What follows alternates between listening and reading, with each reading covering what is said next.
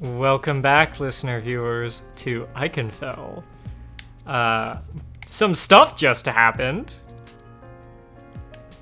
And, boy, I hope there's a cat on the other side of this, Some stuff just happened, fantastic. and it was all Eldra's fault. It was, I know they're trying to go with the whole, like, don't blame Eldra, she was really stressed, but it was kind of Eldra's fault. Oh, hi. Okay. We're doing this. Eben, what are you doing? Oh God. Eben is... who? We know you're angry and in pain, but please put Bax and the sapling down. Please, but please put down Bax and the sapling. You must. Bax. Bax is...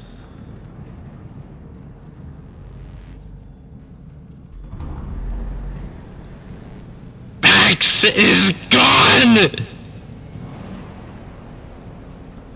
Jesus Christ, that sprite is fucking terrifying. Oh shit. Without him... all is forfeit!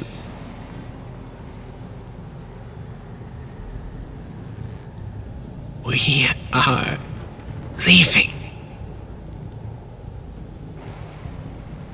Stop him.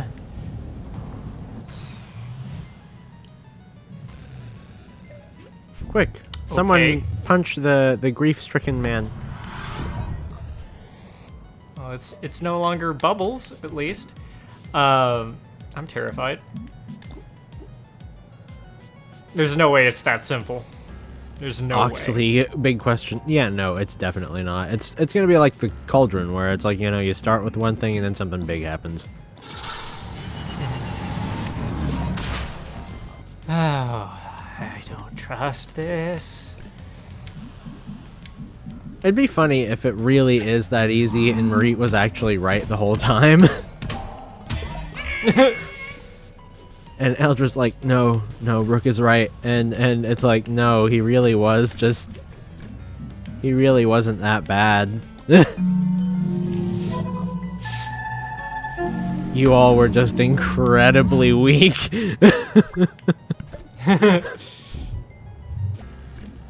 We've blocked ourselves in pretty good. I mean, he can teleport, so... But since I have all these traps... I forgot to change my party again. Yes, you did. I'm not too worried about it, because I do think this It's a sort pretty of solid party. fortress setup is pretty good. We've somewhat learned how to use Rook since our complaints about him a couple of episodes ago.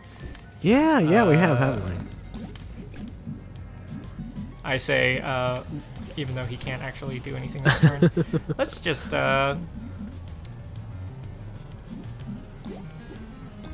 Here, Marie, have some attack bonus. You look like you might need it. Yeah, you're looking a little flabby in the arms there.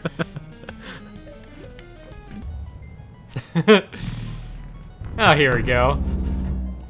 Now he looks more like a he ghost. looks kind of like Ock. Yeah. Yeah. He's all ghosty in the face. Okay. 150. It's gonna get worse. It's gonna get worse. Get way worse. Now Ima can't do anything. Here. Have a bomb. Catch! It's funny how 25 damage used to be like a lot, and now it's like, it's okay.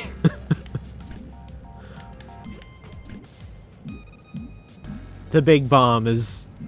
it's more like a mediocre bomb. It's a bomb.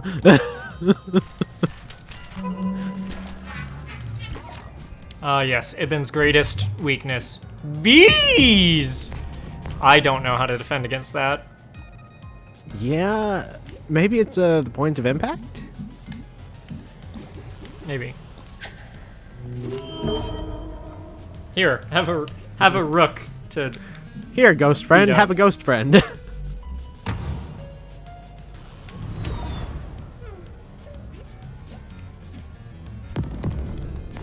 Okay. Yeah, so It's point of impact, but it's kind of hard to tell when it's gonna hit, since it's a multi-target.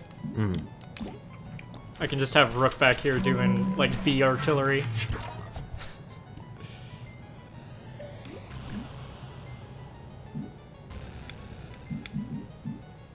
if we scooch Marie. Although I over- am running out of things to do with.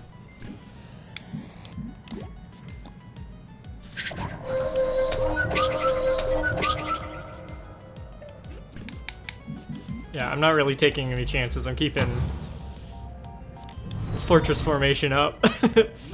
I really do like what they've done, right? So with Eldra and now with Eben, like the big thing is that you never have any like true evil people or enemies. You have people who are suffering, people who are in anguish, and in a reactionary way that is no longer truly them or in their control.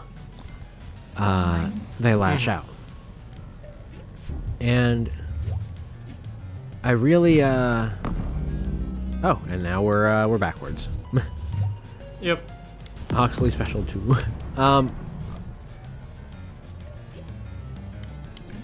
I have mixed feelings about this because I mean, on the one hand, it pushes empathy, which is something that we should have pretty well all the time, and on the other hand, like, I wonder about when people are just genuinely,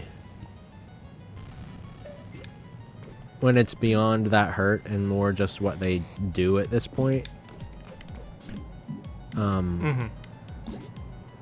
I think about shows like Kipo. Well, in the case right? of Eldra. Well, so Kipo, it kind of showcases that you should befriend people and your enemies, and a lot of times they might be acting in a reactionary way, or they might be acting in a way that they were taught, but they learn otherwise. But it also demonstrates that sometimes people just sometimes they just aren't capable of change. Sometimes they just get so bad that they want to lash out, and that is all they know. And we have so many stories that teach us how we should act most of the time, and yeah, he's just like slowly changing. What's his HP at now? Yep. My guess is still No. 150. Huh. I think it's just gonna keep on renewing, maybe? I don't know. I don't know. I mean, it But didn't I go up don't that like time. it. But anyway, like, so we have a lot of shows that teach us like how we ought to act with people who do bad things, because usually they're not actually bad people at their core. And I don't know, it just makes you wonder where the actual lines are and what you do when everything goes wrong. The world is so much more complex than really any story will ever be able to demonstrate. But goddamn, it still is very good to see people try.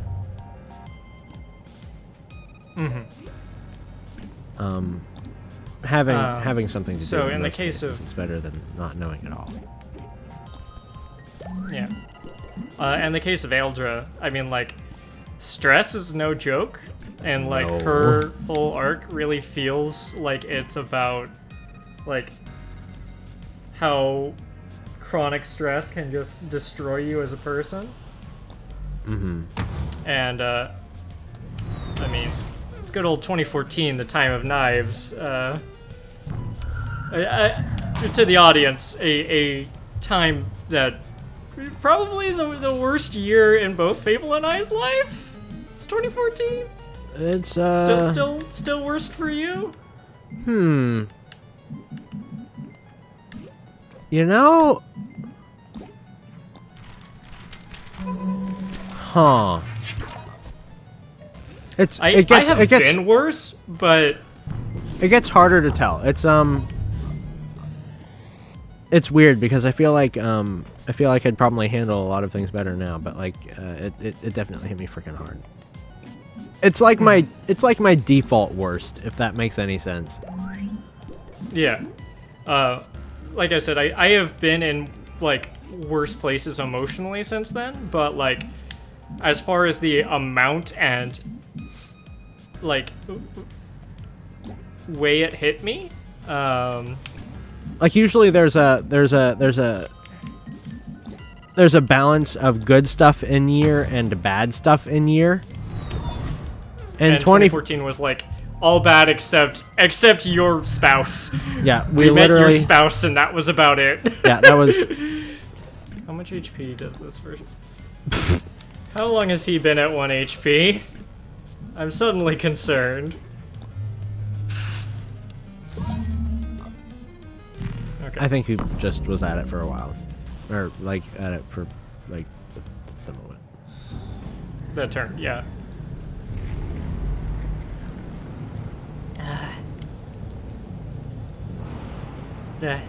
The rift.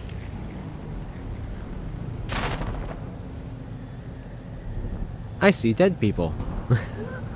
Sorry, just. Uh-oh. Oh fuck! Oh, we all got sucked in. Oh, the walls, everything looks squishy. Oh no. Oh, and the music's all sad. Ha! Well, at least we have that. Gosh, it's so hard to remain hyped for this fight. It's just sad. Yeah. It's just a whole lot of sad. Which I guess is a good thing. I mean, fighting should not be glorified. Here, gang, have some nanners. That'll save us in this trying time.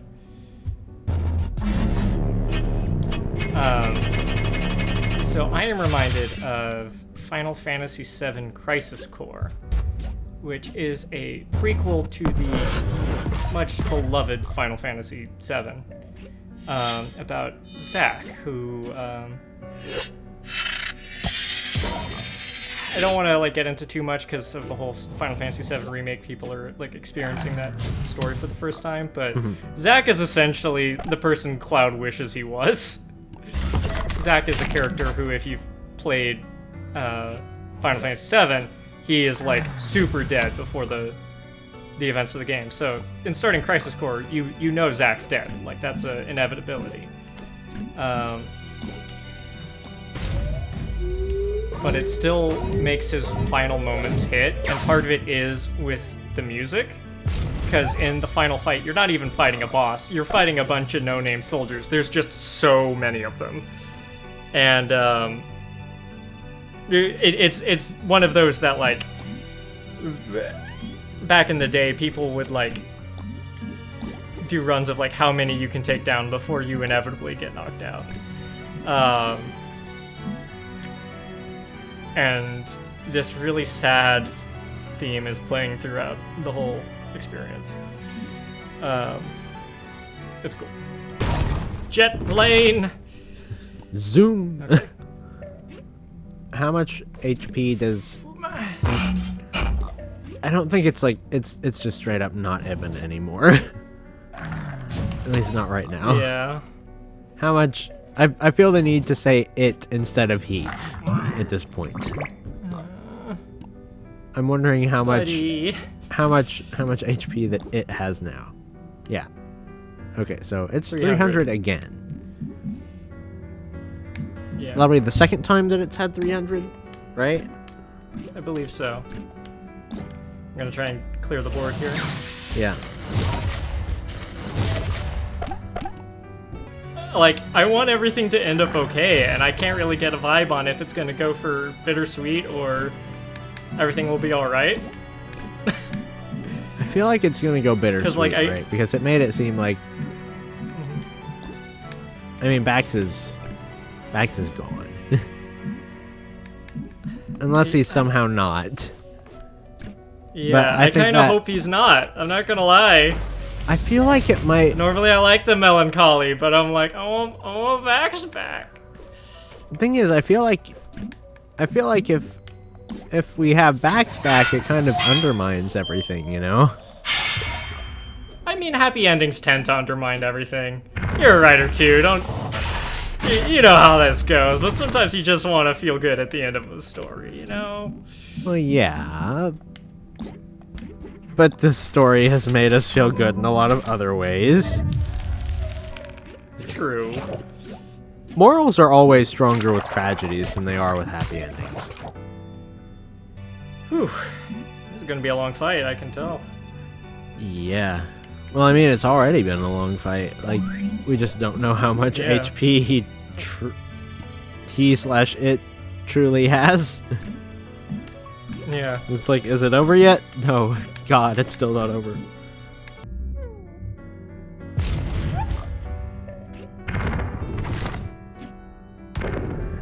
Oh, what? Okay, then. Uh-oh.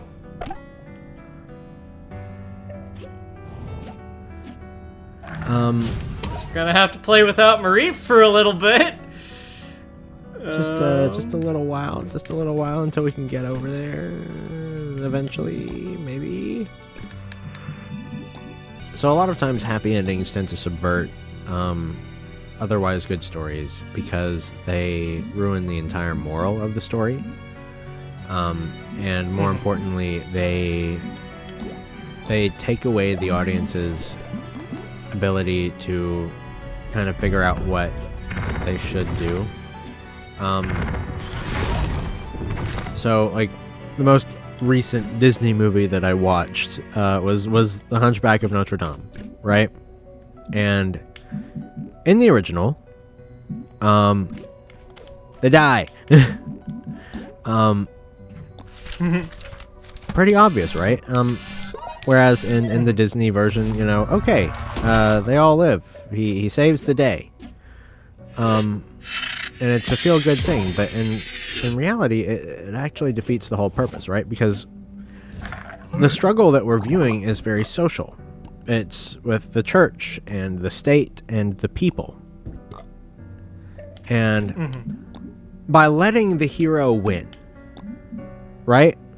We're showing and giving the message that everything will work out if one person, the victim, does all the work. Which, no. No, that's not how progress is made at all.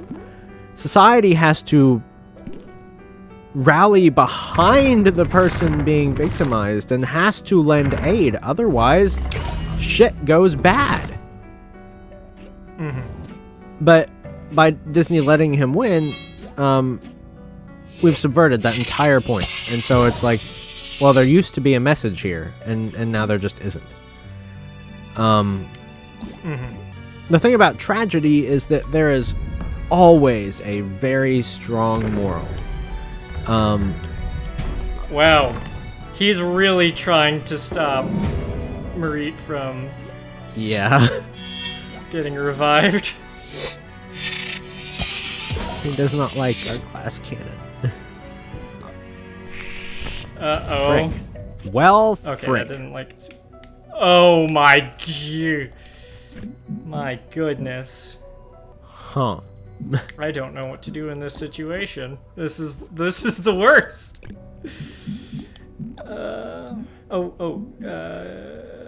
Destroys all enemy traps. Well, Yeah, I that's- guess we'll just have to do that. Wanted to use it later, but... It didn't work. What? It didn't work. Fuck.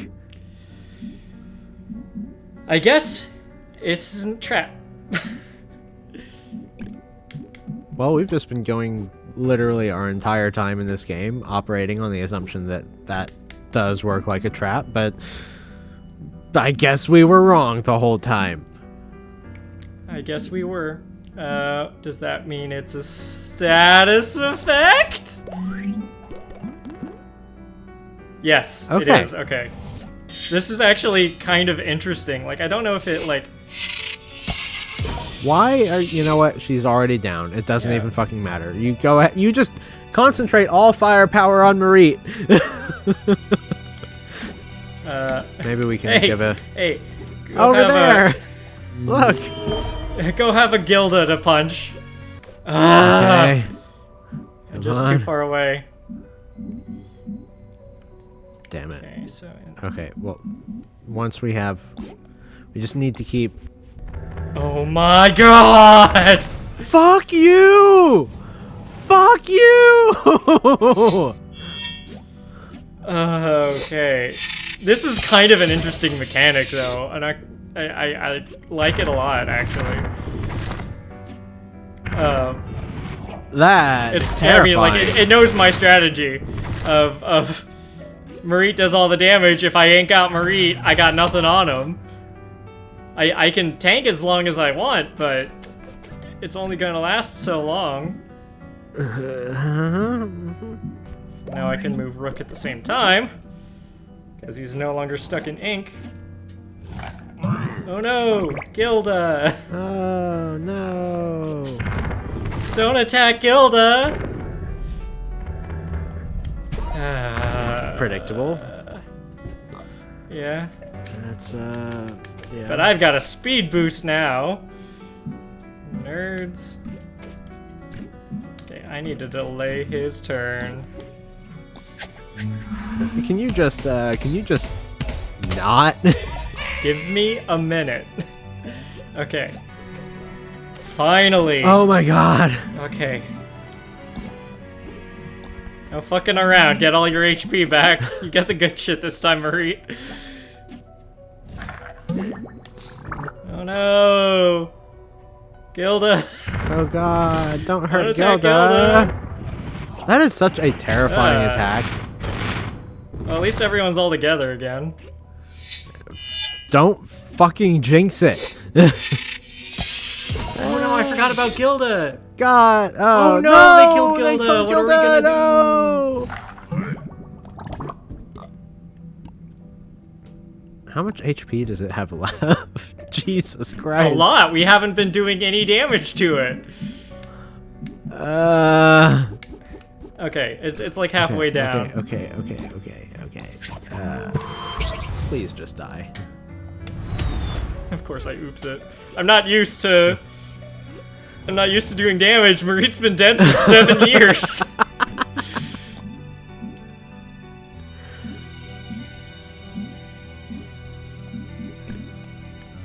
Oh my god.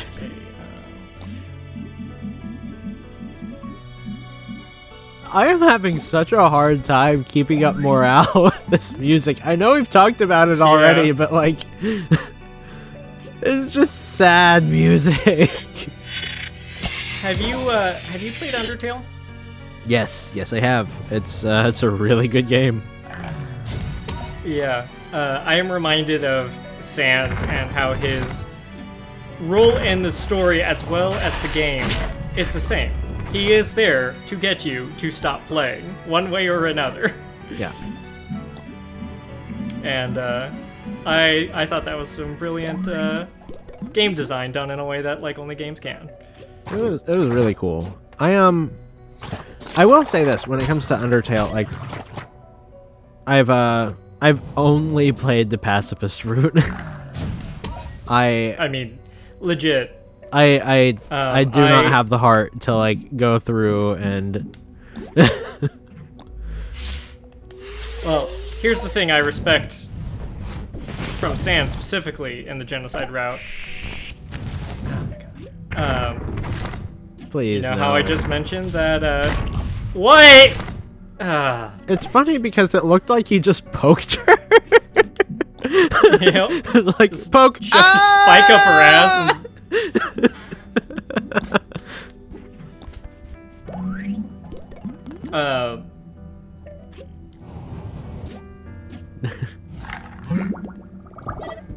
Right, Undertale, Sans. So with Sans' role being to get you to stop playing, Sans beat me. I gave up. And you know, I'm not even mad. Yeah, so, I was doing the Sans fight, and I gave up, and I stopped playing, and I watched the end of it on YouTube, and I still got called out for it. Because that's how Undertale do. Oh my god, how much is left on this? This is... We're getting there. Again, like, we're And doing... we don't even know if this is the final phase. I mean, it fucking better be. Honestly, the hardest part for me is just the morale. It's like... Yeah. The music hits me very hard, obviously. I'm a musician, that makes sense. Gee, but like, I wonder why. But like, god damn it, shit like this, I'm just... It just ruins me. Same thing goes for like other boss fights when it's like really intense boss music or something like that, or environmental. That shit screws with me so bad. Yeah, I'm reminded when you were telling me you couldn't really play Bloodborne with its original soundtrack because it would just stress you out. Yeah, there have been times when I like I'll leave the music on, but there are other times when I just like I kill the sound, I kill the music for it, and I play Spotify instead just so that I can like actually make literally any progress without just blind panic. I definitely had to, when playing Sekiro, how I got through some of the, like, optional super hard bosses was, like, I had to nix the game soundtrack and put on some, like, fight music.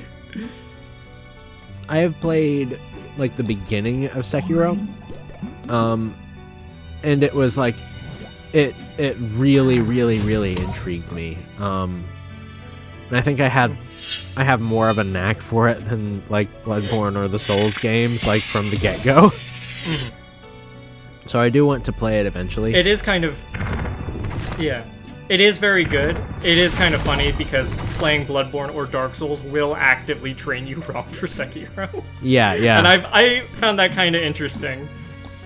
I mean, talk about, like, long game subversion tactics. Yeah. But Okay.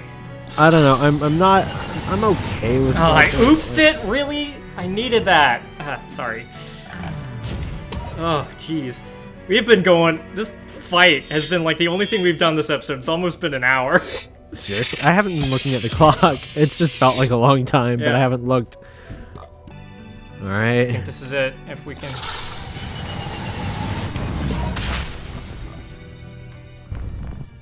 Oh, good. Please.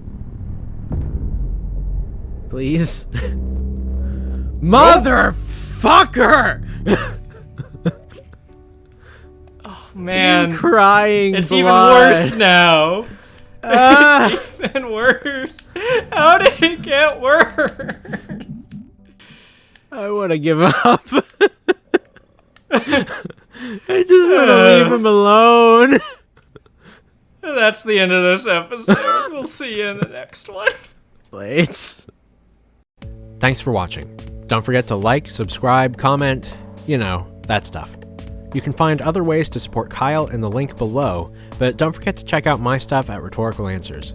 Remember, a little goes a long way, even if it's just sharing with friends. Thanks again. Lates.